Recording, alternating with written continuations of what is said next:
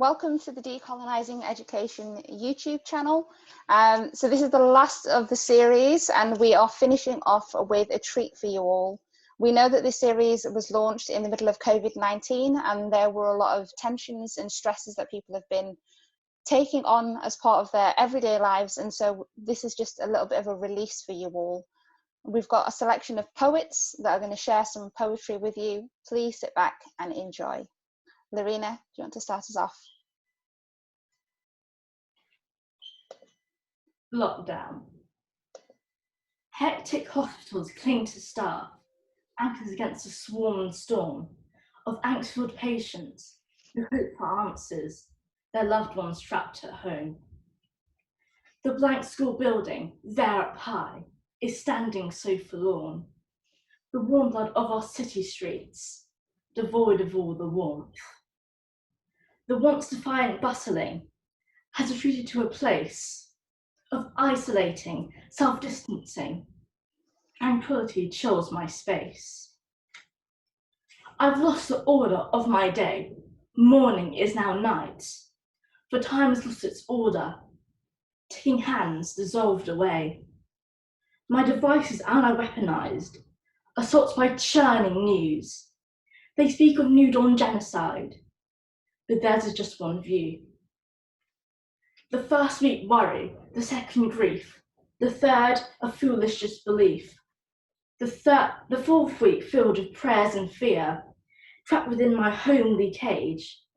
Then fear gave way to empty rage that spread from host to host.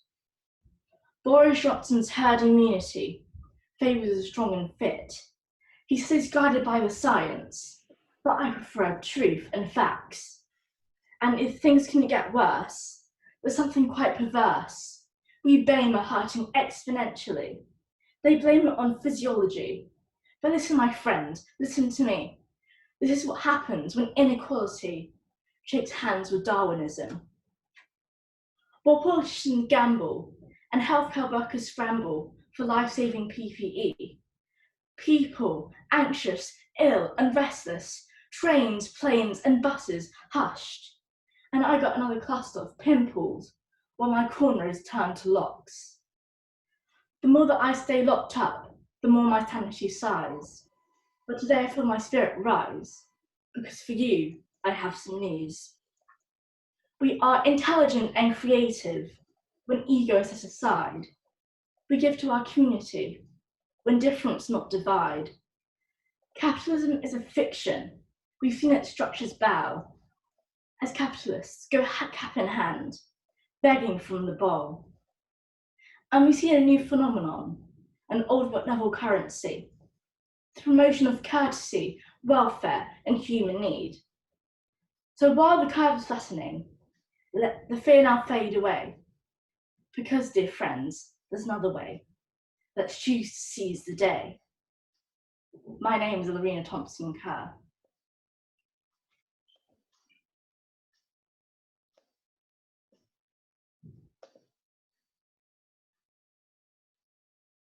I am England. I am the essence of multicultural. English, Jamaican, Italian, a whole blend of colour. Wagwan. What's happening, mate? Ciao, come over. But I used to look at the St. George's flag feeling fear. I would see hateful faces and Dr. Martens, skinheads with Dr. Martens and tight drawn laces. I'd see placards and earshouts of, England is ours. And blatantly in faces, go back to where you come from. Even though this is where my place is and where I belong. I used to walk into rural towns and I would take a look around. I would see the Red Cross on white and turn about face in fright of being run down or run out into flight for retreats or fights for life. I used to look at the St. George's flag and see ignorance, racist, secret Nazis and fascists. But now I see multifaceted races and faces from far-flung places, gathered united under an idealism shouting, not in our name. Now I see idealisms representing my father, wind rushing with bright plans and working man's hands, aiming to pave lands with blood, sweat and tears and make England's cobbles gleam beyond unseen years. Now I hear and see a train carriage clickety-clack along mainline rickety tracks, and see moving blue light shadows cast as red watches firefighter teams hurtles past. I see buzzes wandering hilly highways and B-roads byways, while looking out of the windows, pondering intricacies seen through sidewalks cracks that rise up and talk in tongues, talking of England's past.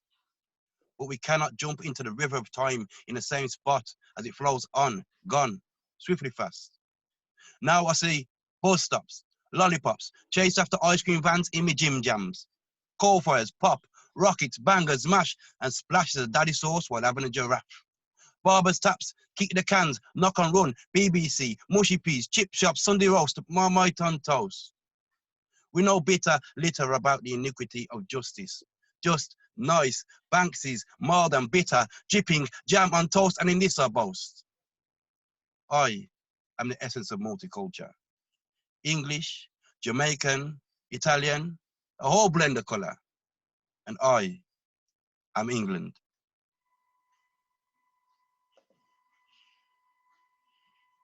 Bitter sweet. The mind is the most powerful and most dangerous feature God has blessed humanity with. Some minds easily exterminate information, turning memories into myths, whilst others record every minute detail, storing it for years on end. And let's not pretend, most of us can't remember what we ate last night, but we can vividly escape to a better time. My mind captures every moment and doesn't let me forget. It really is a beautiful blessing and a damning curse, for better and abysmally for worse. Before the macabre reality of adulthood entered, I lived a truly happy and fulfilling life, although very sheltered.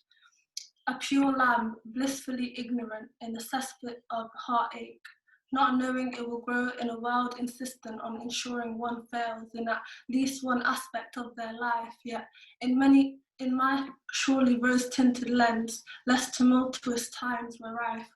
In retrospect, I do regret not visiting my grandma at one last instance. I do regret not telling my cousins I love them with more persistence. I do regret falling out of love with reading books and lacking presence when my mother worked hard to take a source. And I do reminisce about my misplaced anger and resentment. There's something about wallowing in self-pity that brings about contentment. Questioning if that makes me a narcissist or simply entitled, Ramadan in my household was sincerely unrivaled. The aroma of malawah being made as we sang along to nasheeds and learned how to pray. My cousin babysitting us as my mother went to weddings and using her fragrant garbasas as my favorite bedding. Sad, melancholy memories try to resurface, but I don't want to address them. I want to burn all traces of them in a piping hot furnace. Deep in the recess of my consciousness, I detest it, especially my body's responsiveness, the tightness of my chest, the elevated breathing, the sudden wave of nostalgia crashing into me. Was I actually grieving?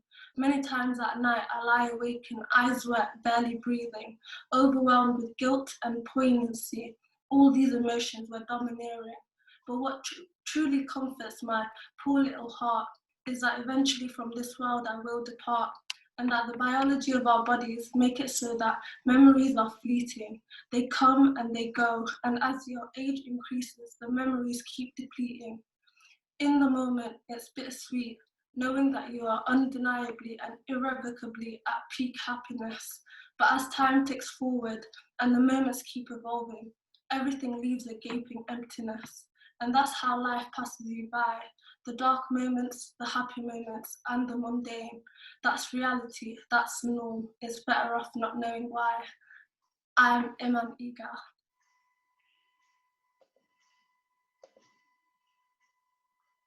This is called Bathwater.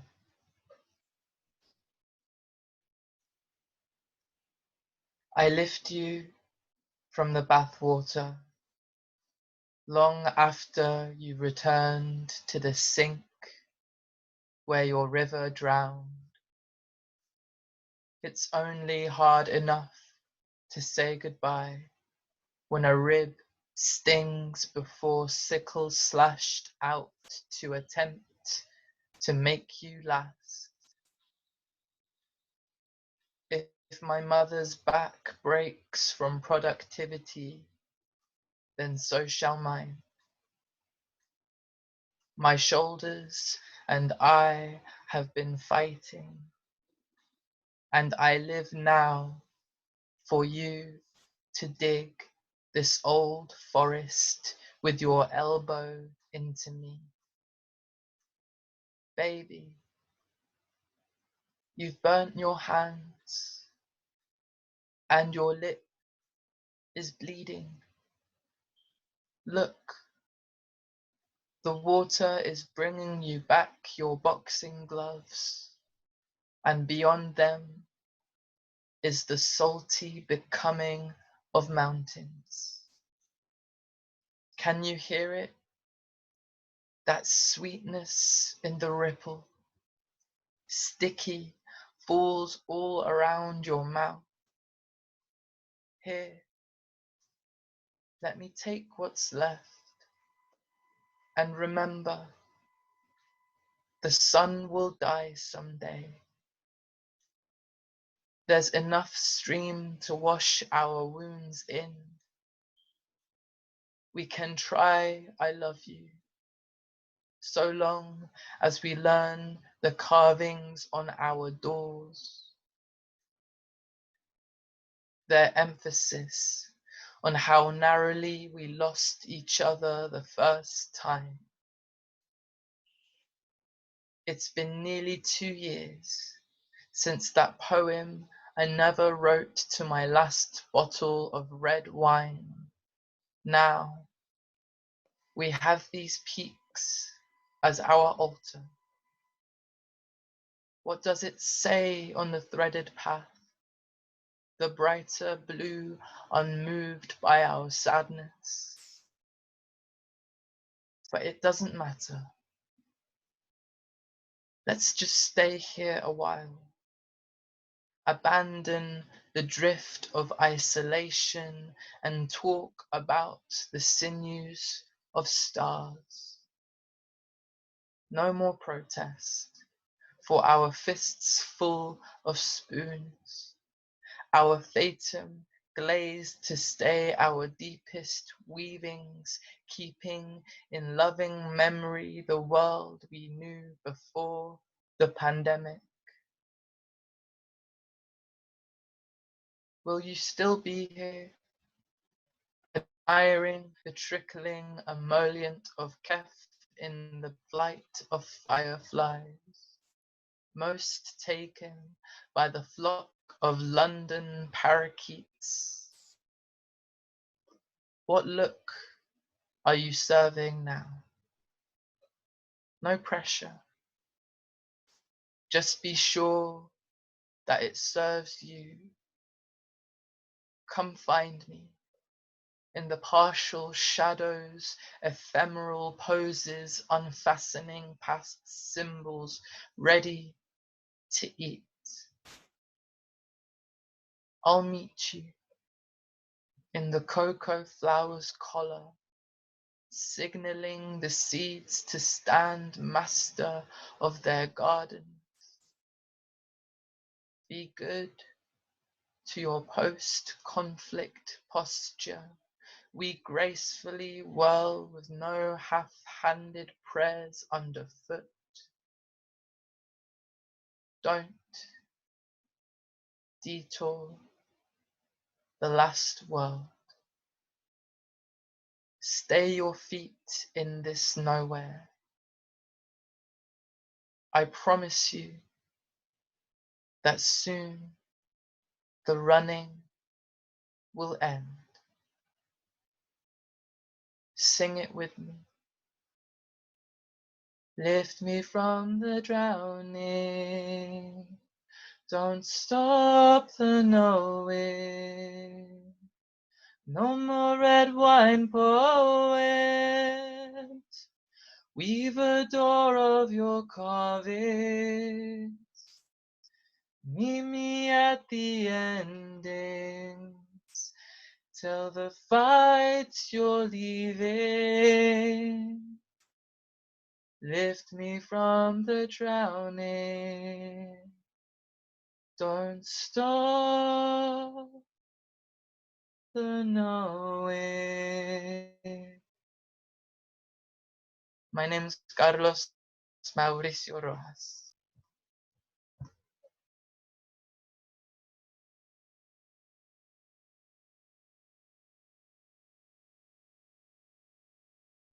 Dear Mother Nature, here is your warning. Humans are starting global warming.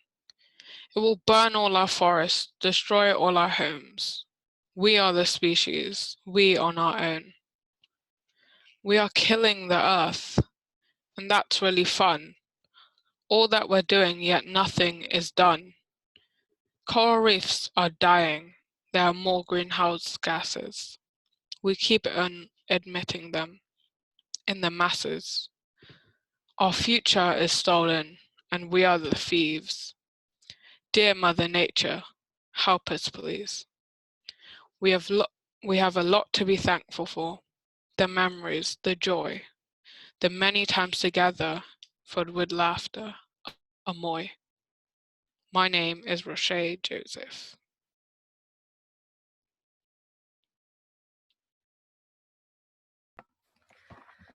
Miscegenation by Natasha Trethewey. In 1965, my parents broke 2 laws of Mississippi. They went to Ohio to marry, returned to Mississippi. They crossed the river Cincinnati, a city whose name begins with a sound like sin, the sound of wrong, miss in Mississippi. A year later, they moved to Canada, followed a route the same as slaves, the train slicing the white glaze of winter, leaving Mississippi. Faulkner Joe's Christmas was born in winter, like Jesus giving his name for the day he was left at the orphanage, his race unknown in Mississippi. My father was reading War and Peace when he gave me my name. I was born near Easter, 1966, in Mississippi. When I turned 33, my father said, "It's your Jesus year. You're the same age he was when he died. It was spring, the hills green in Mississippi. I know more than Joe Christmas did. Natasha is a Russian name, though I'm not. It means Christmas child, even in Mississippi. I am Ibrahim Hirsi."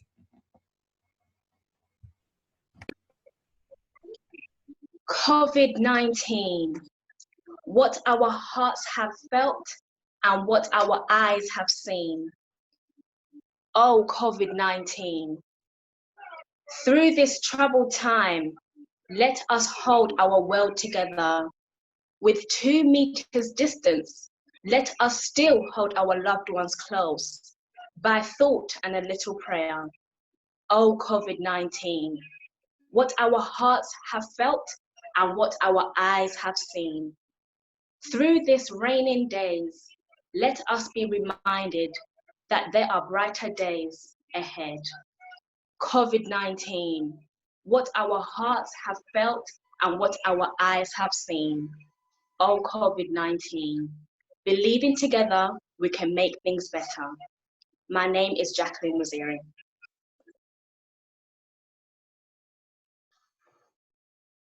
The thief, like wildfire during Hamilton, it spread. It's an Asian disease. It won't get here, they said. There's no disease anywhere, others said.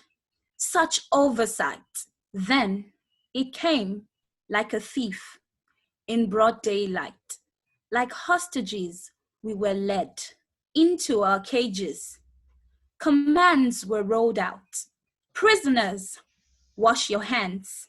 And so we washed and washed till our hands were pale. Space out.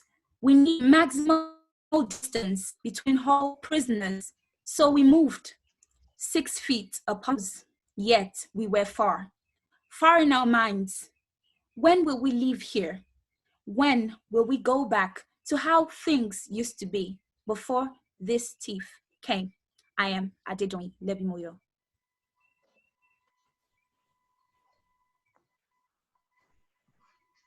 I am not a writer. My tangled thoughts creep in silence, quietly contemplating what ought to be. And I wait to see this world through different eyes, telling the story of each morning's light. But I'm not a writer. I breathe heavy at the thought of staining the page, stuttering through stages of hope and rage.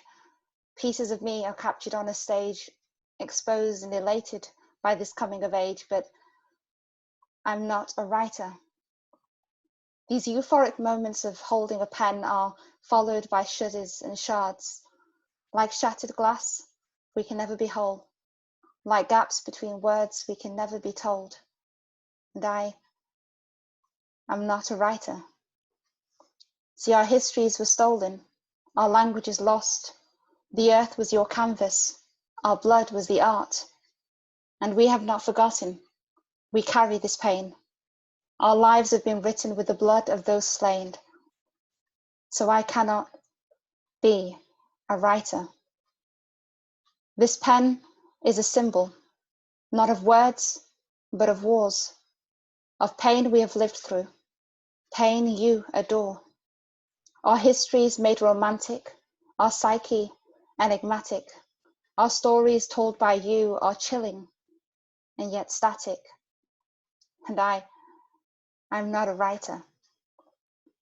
And yet I read your words as you continue to write me. Hold me in ivory spaces only few can reach. And I have been taught your theories of me, read tales of my toils. And as you pierce through my heart and use my blood as ink, every movement of your poisoned pen causes me to ache. You have been the writer, and you have held the words. But your pen cannot carry the weight of all that I hold. You cannot know the stories I have yet to tell. So why must I breathe underwater, pushed down by the lead pens that continue to write me? Why must I close my eyes to love myself, knowing that I can build with the words that were once broken, knowing that I can teach myself to love again? Some write because they cannot speak, caged by language or by bricks. I write to write myself anew, to see words on a page not as stains, but of starts. I write to be hopeful, piecing together the shattered glass to find the stories in the cracks. I write not to make myself whole, but to write myself home. I write, but I am not a writer. I am Mona Abdi.